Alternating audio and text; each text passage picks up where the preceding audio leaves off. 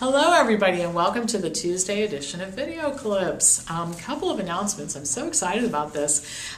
You guys probably have heard, or many of you have heard, that we introduced as a member benefit the first two sessions of the Informed Medical Consumer Series. And one of them deals with questions you should ask your doctor. What does health really mean? What should you be looking for? What kinds of questions should you ask a potential therapist or psychologist, personal trainer, all that sort of thing.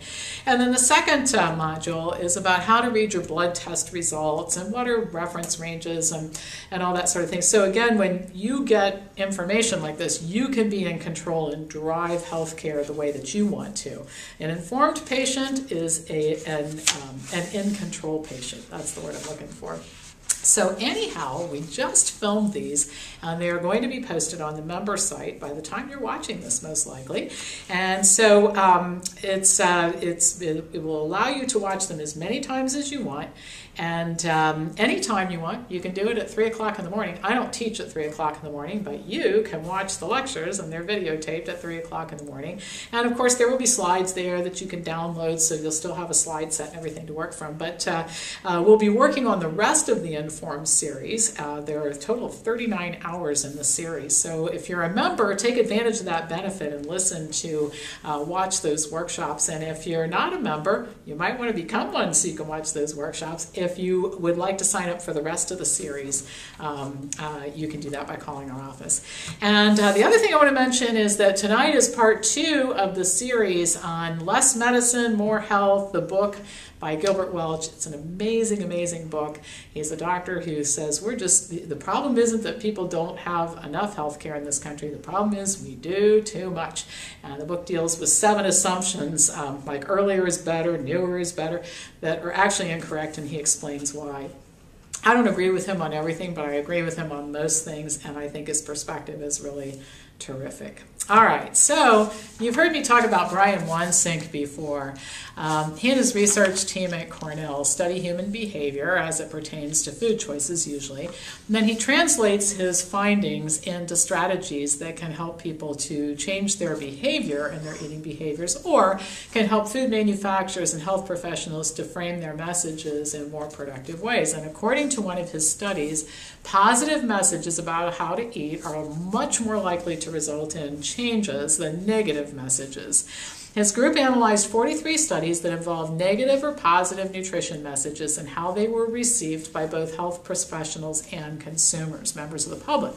Negative messages actually work pretty well for health professionals, but for people who don't know a lot about nutrition, they would rather hear something positive about what foods they're supposed to eat and why they should eat them than hear a whole lot of scary, fear-mongering negative messages.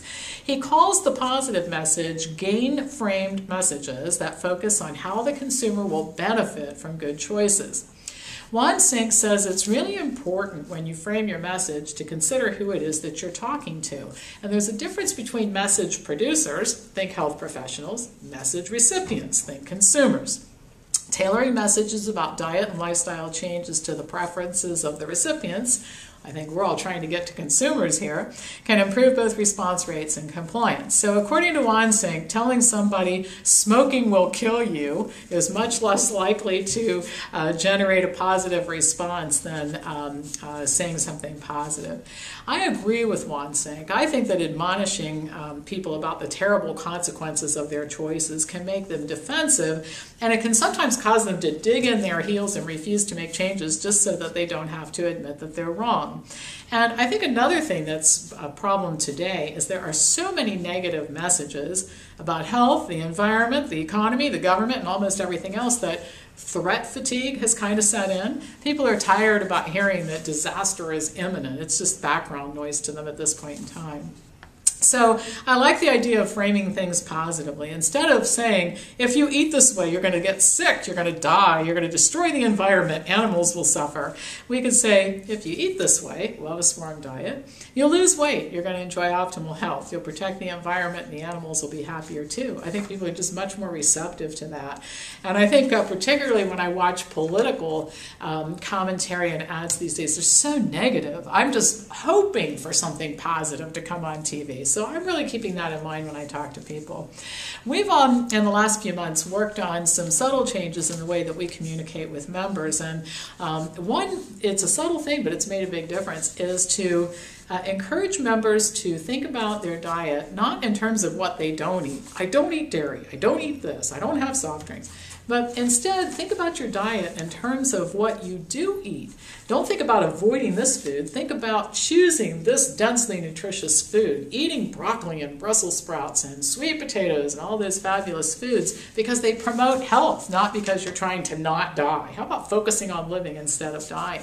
I had a member not too long ago who, using that strategy, went to the grocery store, and he and his wife said, "You would have been so proud of us. Our cart looked like the farmer's market because we were picking all these really densely nutritious foods." So let's talk about positive stuff, what we're eating instead of what we're not eating, the benefits you'll get instead of the disaster that's going to happen, and I think people are going to pay a lot more attention to us that way. All right, so this is a little bit tongue-in-cheek for part of it, but the psychiatric profession and enterprising drug companies have turned almost any negative human emotion and circumstance into a disease and then claim that people need to be medicated after being diagnosed with these various conditions.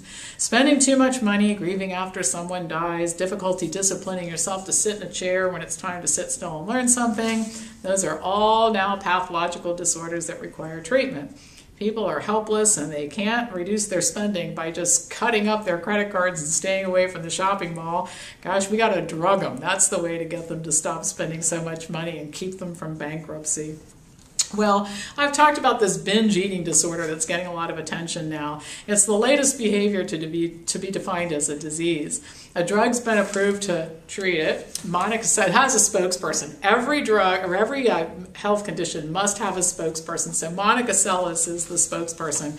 She claims to, during her professional athletic career, she was suffering with binge eating disorder. Well, binge eating is defined in various ways, depends on which source you look. It's sometimes defined as the uncontrolled intake of food in a short period of time. And I was reflecting on this. I used to engage in this behavior regularly when my grandmother prepared pot roast and oatmeal cookies. If only medication had been available back in the day. I mean, knowing what we know now, my overeating in that particular point in time was based on a chemical imbalance in the brain, not the fact that I loved my grandmother's cooking and in European families, food meant love. Well, I'm digressing, obviously, but research shows, surprise, binge eating is not a chemical imbalance in the brain, but a response to negative feelings and to habits of impulsivity. Researchers interviewed 612 female twins and found that women with eating problems also had a tendency to act impulsively when they were upset than those women who didn't have eating problems. They concluded that people who frequently overeat or lose control when eating also tend to be impulsive. According to lead researcher Sarah Racine, quote, "It is possible that relationships between binge eating and negative urgency reflect impairments in behavioral control over eating when upset. Overeating may instead represent increased sensitivity to the rewarding effects of food in the context of negative emotions." In other words, chronic binge eating, to the extent that it exists, and I think we have ways of making most people think something's wrong with them if they pay attention to enough of these messages. A lot of disease mongering goes on, but to the extent that there really is such a thing, it's just the habit of eating to soothe emotions. And people who do this also tend to act impulsively. People can be taught to change these habits and replace them with new ones. Now, the psychiatric profession doesn't like this strategy at all because it puts patients in control and it allows them to resolve their issues and move on with their lives. More money can be made if you convince people they've got a problem, and you can drug them for a good long time. So I suppose if I'd met an enterprising psychiatrist when I was 8 years old, I'd probably be standing up in front of you, drugged up today because of all the pot roast and oatmeal cookies that I overate as a kid. Well, I know lots of people who engage in many bad habits compulsively in response to negative emotions. And really, drugging people is not the answer. Teaching them how to help themselves is. And hopefully, more and more people just see through the silliness of all of this and understand that there are better ways to deal with things than taking drugs. All right, that's all for today. Have a great day, and I'll be back to you on Thursday with more news.